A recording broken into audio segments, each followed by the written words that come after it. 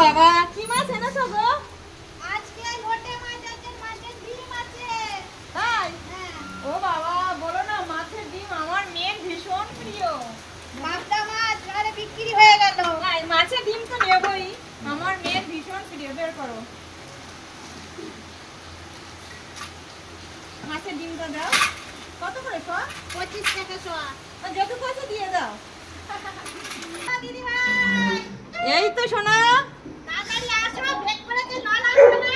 ও ঘরে ঠিক আছে, এসে গেছি গো। এসো এইখানে আসো, ভেতরে আসো। বন্ধুরা, আজকে তোমাদের কাছে একটা জিনিস চাইবো, আশা করি তোমরা ঠিকঠাক উত্তর দেবে। ভিডিও করা আমার পেশা নয়, এটা আমার নেশা। আর আমি যার কাছে গিয়ে মাছ কিনি না কেন, আমি ভিডিও শ্যুট করবই। আর এই মাছালি বোনটি আমাকে মাছ দিতে এসেছিল, তোমরা দেখেছো প্রত্যেকটা ভিডিওতে সে কত কষ্ট করে রোজগার করে, ঝড় বৃষ্টি উপেক্ষা করে দুটো পয়সার জন্য সৎ পথে থেকে। আর এই বোনটিকে একজন মেয়ে ছেলে বলেছে যে আমাকে কেন মাছ দেয় আর আমার সঙ্গে কেন ভিডিও করে, আমি নাকি কোটিপতি হয়ে যাচ্ছি ফেসবুকের টাকায়। তা এই মেয়ে ছেলেটাকে বলতে চাই, আমাকে তোর কিসের এত জ্বলন রে, কেন তুই আমাকে সহ্য করতে পারিস না?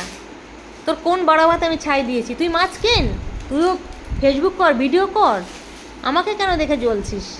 তো বন্ধুরা, এই মেয়ে ছেলেটা কোন পর্যায়ের মেয়ে ছেলে পড়ে, কোন স্কেলের মেয়ে ছেলে পড়ে, তোমরা আমাকে অবশ্যই কমেন্ট করে জানাবে। তাহলে বন্ধুরা রাখি, আজকের মতো এখানেই শেষ করছি।